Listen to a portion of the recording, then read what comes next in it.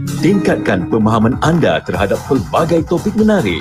Jadi masyarakat yang berilmu dan prihatin terhadap perkembangan semasa. Berkongsi pelbagai informasi berguna. Dengarkan Sembang KL setiap Isnin hingga Kamis 2.30 minit petang hanya di KLFM, Rentak Interaktif Kota. Baik, selamat petang kepada anda semua. Sudah tiba masanya seperti yang EJ janjikan, kita akan bersama menerusi Sembang KL untuk hari ini. Kita akan berbicara berkaitan dengan OP Bantu dan bersama dengan EJ di hujung talian yang dihormati Senior Assistant Commissioner SAC Datuk Haji Azman bin Ayub selaku Ketua Jabatan Pencegahan Jenayah dan Keselamatan Komuniti Kuala Lumpur. Assalamualaikum Datuk. Waalaikumsalam. Jadi Ya betul. Kepada anda juga yang ingin menonton secara live, EJ ada buat live streaming di Facebook. Anda boleh menonton EJ dan tetamu untuk hari ini. Dan Datuk berada di pejabat, bertugas di pejabat ni sekarang ni? Ya, saya di pejabat, Ibu Pejabat Polis Kontijen Kuala Lumpur. Kuala Lumpur. Di blok A lah, Aras 12. Okey, bagaimana kesihatan Datuk? Sihat hari ini? Okey, alhamdulillah semuanya lancar. Baca pun baik, cerah, semua Kuala Lumpur. Semua terkawal lah. Baik. Hari ini kita akan berbicara berkaitan dengan OP Bantu dan kita telah sedia maklum tentang perkara ini. OP Bantu ini telah diwar-warkan juga di televisyen, di akhbar. Tapi kita nak mengetahui dengan sedikit ringkaslah apakah sebenarnya OP Bantu dan bila pelancarannya terutama di kawasan Kuala Lumpur ini. Silakan Datuk. Okey, jadi dan sidang pendengar semua. Alhamdulillah Kementerian Dalam Negeri KDN melalui Polis Diraja Malaysia, PDRM dan Jabatan Sukarelawan Malaysia RELA telah melancarkan OP Bantu bagi memberikan bantuan segera kepada mana-mana individu yang terputus bekalan makanan di seluruh negara. Jadi ini juga adalah dengan kerjasama Kementerian Pembangunan Wanita, Keluarga dan Masyarakat.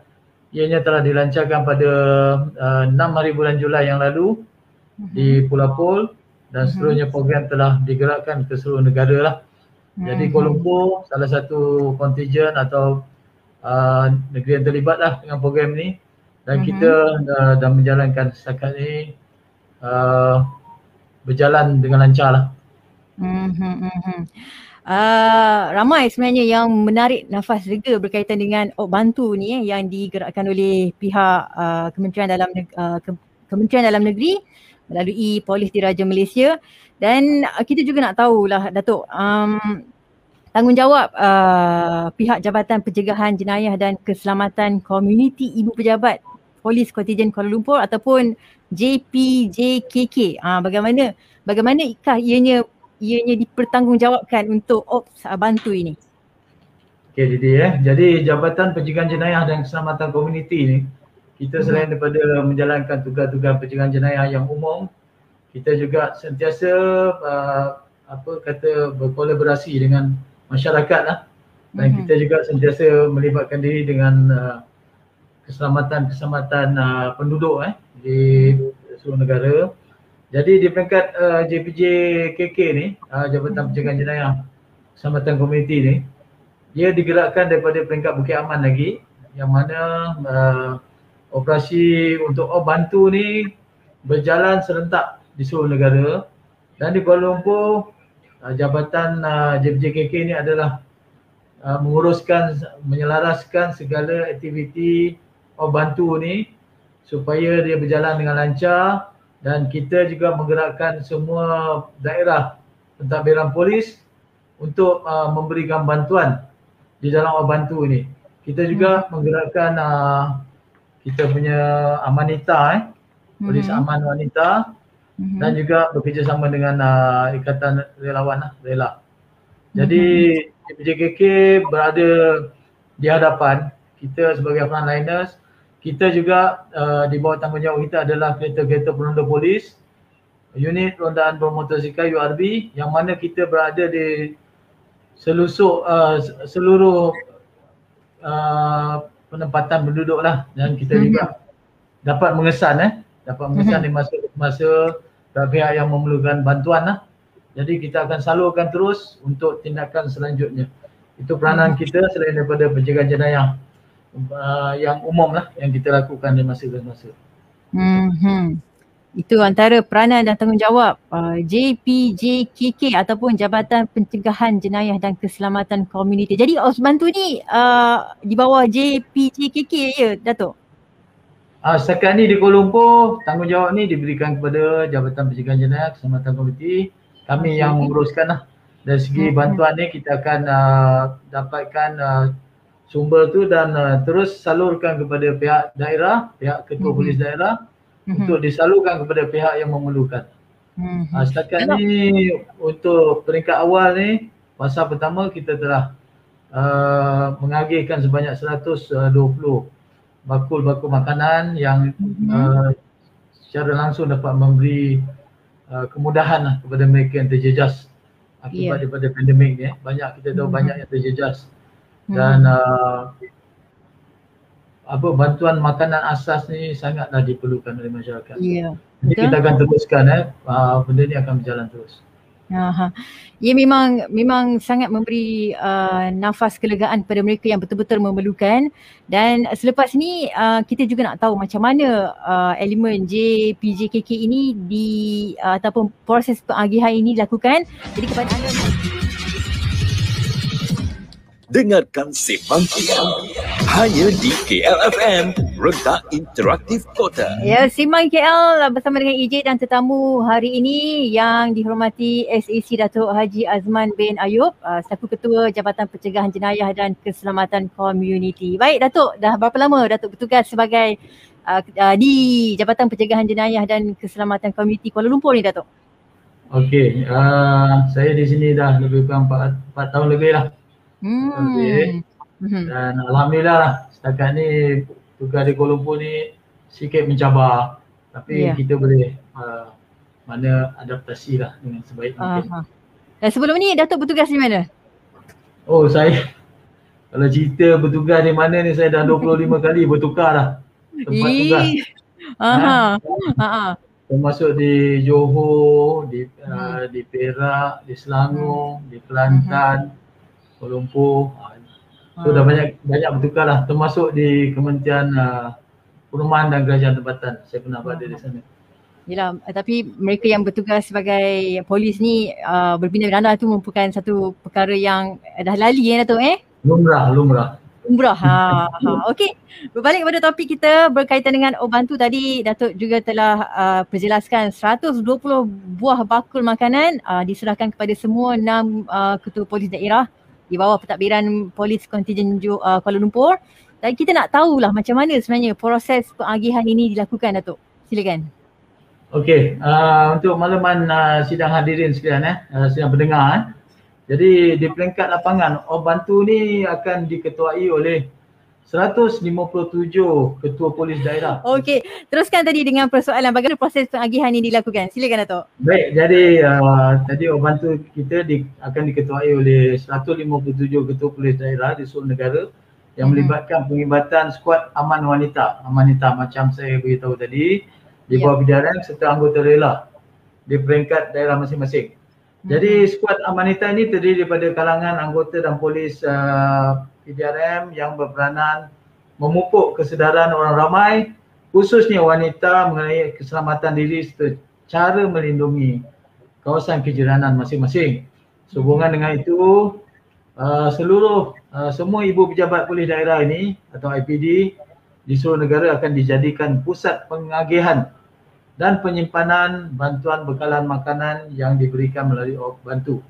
Anggota rela di lapangan akan ditugaskan untuk melakukan rondaan bagi mendapatkan maklumat dan bagi tujuan penyaluran bantuan kepada mana-mana individu yang memerlukan bantuan segera.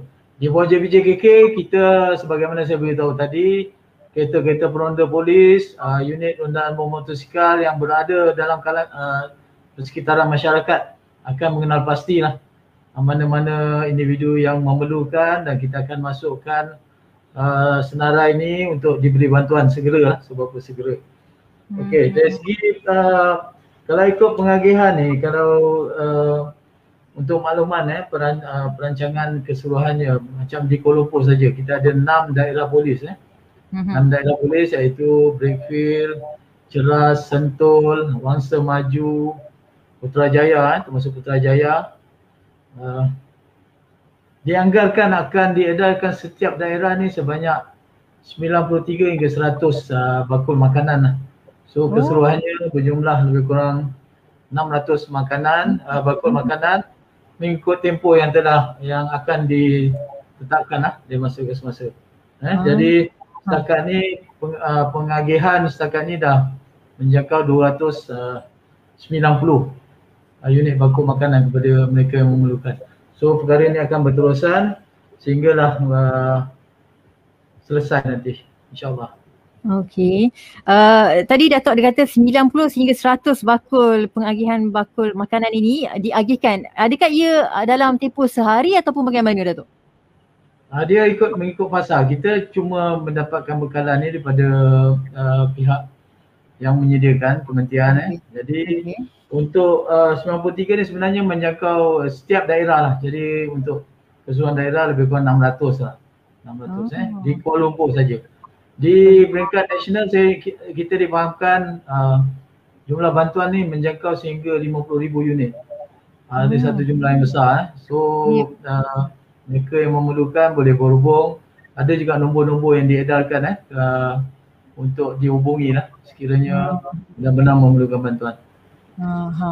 Dan pastinya mereka yang menerima agihan bantuan menerusi pihak KDN melalui PDRM ini sesuatu yang lebih telus lah kiranya kan. Tiada penipuan kerana pihak wanita dan rela sendiri yang dan unit rondaan bermotosikal sendiri yang membuat rondaan, mengenal pasti mereka yang betul-betul memerlukan, dan mereka yang memerlukan ni kadang juga segan nak minta Datuk. Kadang-kadang mereka tak pernah minta tapi dalam keadaan terpaksa mereka jadi serba malu alah lah nak minta, nak kibarkan bendera putih kan.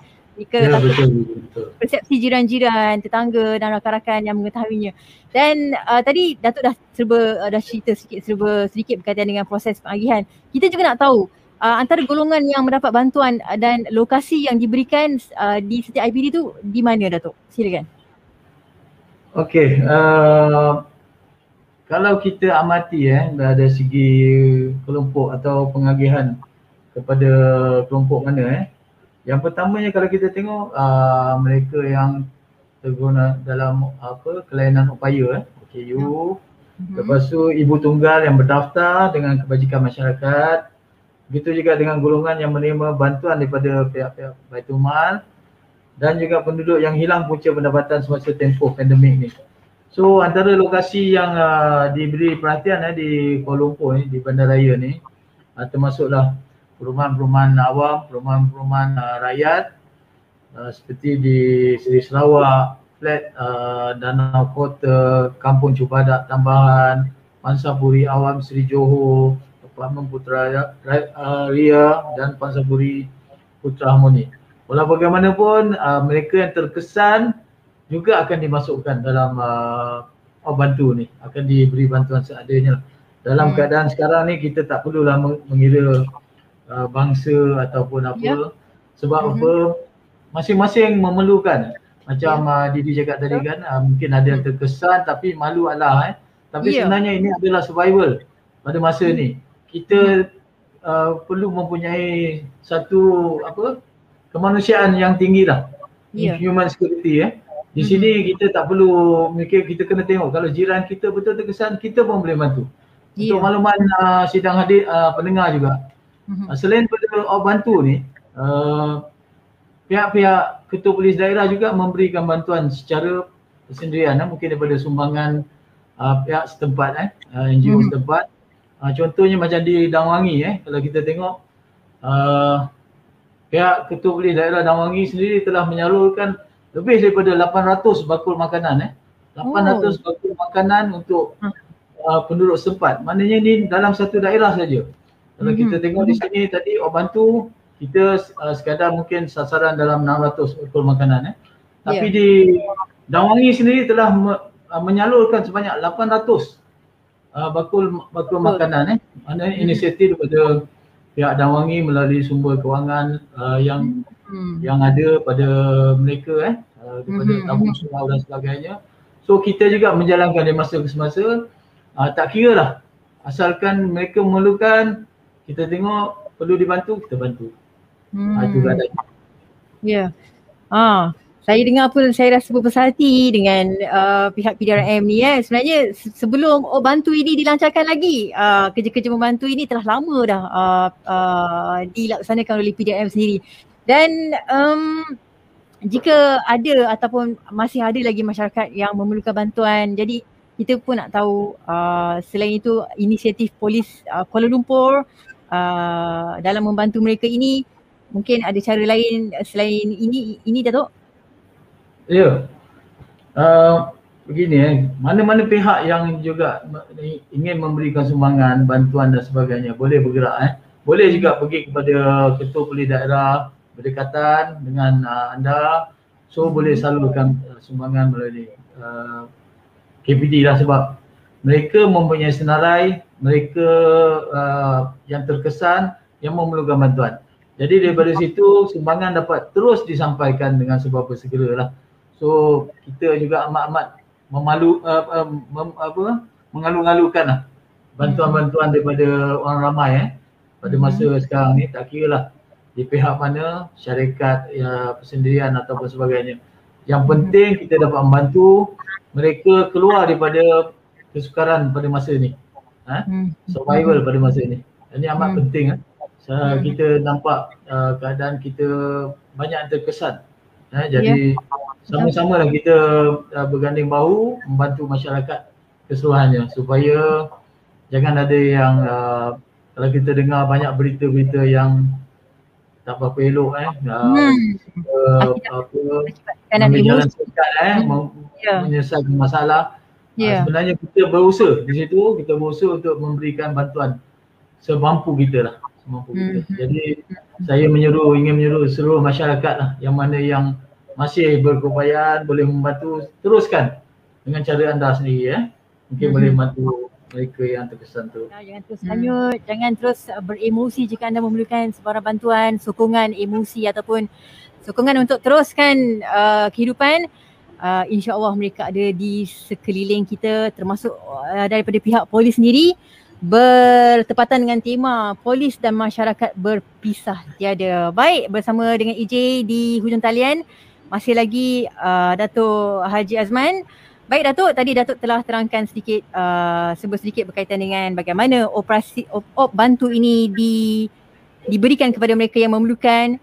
Jadi kita nak tahu dari segi pihak IPK sendirilah, mungkin ada tak membuat sebarang kolaborasi dengan pihak korporat ataupun NGO sebagai program tambahan bagi mendapatkan bantuan bakul makanan ni Datuk?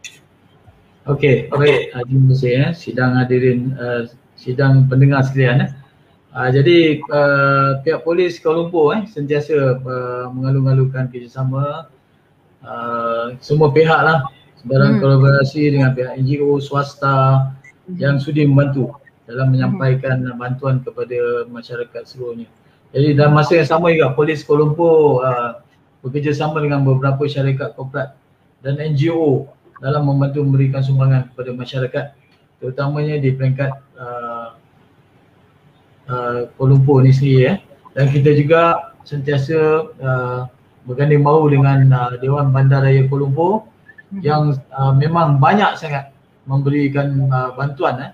Terima kasih kepada Yang Berhormat Menteri Wilayah Persekutuan yang telah sentiasa bersama-sama kita dalam memberikan bantuan kepada orang ramai lah, khususnya yang berada di Kuala Lumpur ni.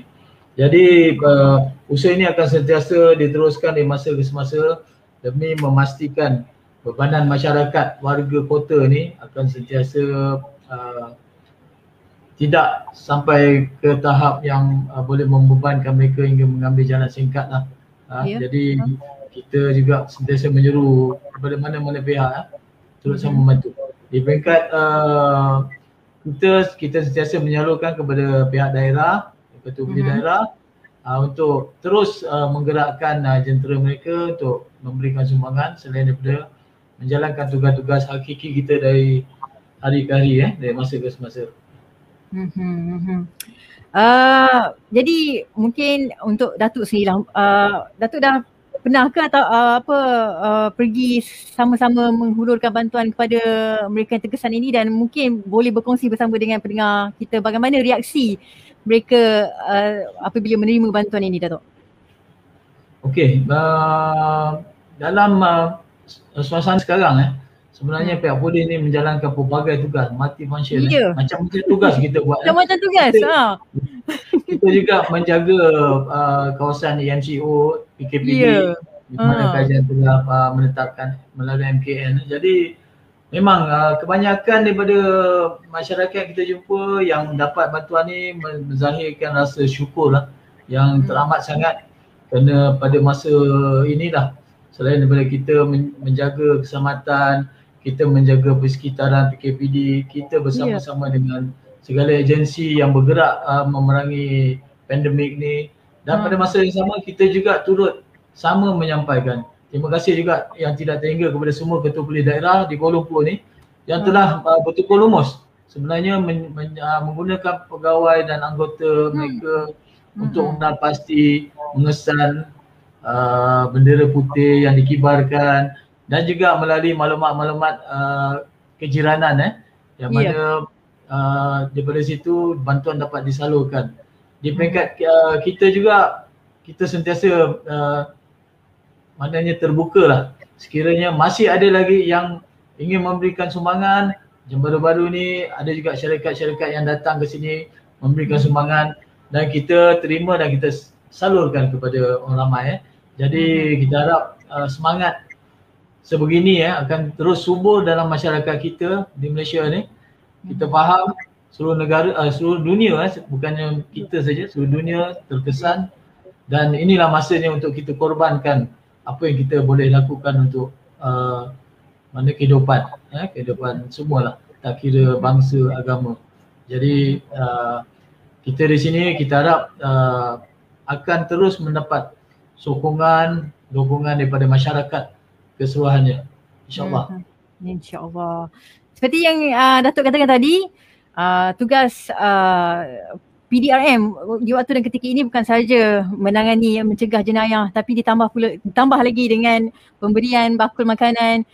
Kita nak tahu juga lah bagaimana reaksi anggota dan pegawai di waktu dan ketika ini, beban kerja mereka, bagaimana mereka mendepani situasi-situasi seperti ini, Datuk. Okey, jadi sebenarnya kita juga menjadi mangsa kepada pandemik ni. Sebahagian daripada kita juga dikenakan kuarantin, ada yang positif. Di tempat penugasan saya, anak buah saya pun terlibat juga, ada yang terkena dengan keluarga dan anaknya dan suaminya. Jadi kita terpaksa mendepani cabaran ni dengan sebaik mungkin lah. Maknanya di peringkat kita sentiasa memberi motivasi untuk kita teruskan menyumbang. Inilah masanya untuk kita berikan yang terbaik kepada masyarakat. Sebab pandemik ni kita tahu bukan berlaku selalu. Mungkin dalam jangka masa 100 tahun. Yang lepas ni kalau kita lihat sejarah 1918, 50 juta terkorban. Jadi sekarang ni dalam keadaan kita yang serba moden, masih lagi kita terpaksa menghadapi. Ini adalah satu ujian daripada Allah Subhanahu Wa Taala. So kita kena kena berbesar hati untuk terus memberi bantuan, sumbangan, khidmat yang terbaik kepada masyarakat. Saya juga menyerulah, kami menyeru kepada seluruh masyarakat. Di sinilah kita tunjukkan semangat kekitaan dalam kalangan kita di negara ini. Ini yang terpentinglah untuk buat masa ni. Ya. Baik, itu dia kata-kata semangat ACC Datuk Haji Azman bin Ayub. Kami juga, saya juga mengingatkan pada diri saya dan juga pada rakan-rakan pendengar supaya kita bekerjasama dalam menangani pandemik ini, sama-sama kita mainkan peranan. Dan saya yakin Datuk bukan sahaja pihak PDRM tapi seluruh warga kota Kuala Lumpur juga sudah melakukan yang terbaik untuk kita memutuskan rantaian COVID-19 ini. Baik Datuk, terima kasih banyak-banyak.